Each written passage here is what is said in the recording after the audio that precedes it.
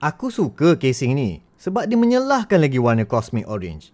Tapi aku risau bahagian kamera Plato ni. Terlalu expose and takut senang calar. So rasa macam nak cari casing yang lain.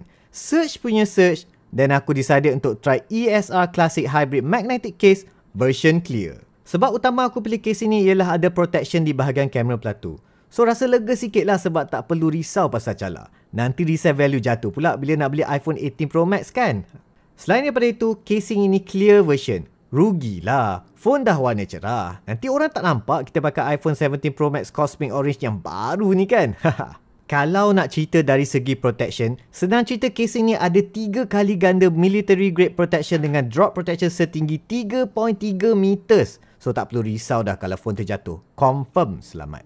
Tapi kalau nak tahu juga, ada shock absorbing air guards corner, ada built-in camera control cover, ada 4H scratch resistant dan anti-yellowing body, ada raised screen edge dan ada raised camera bezel dengan full coverage untuk kamera Plato.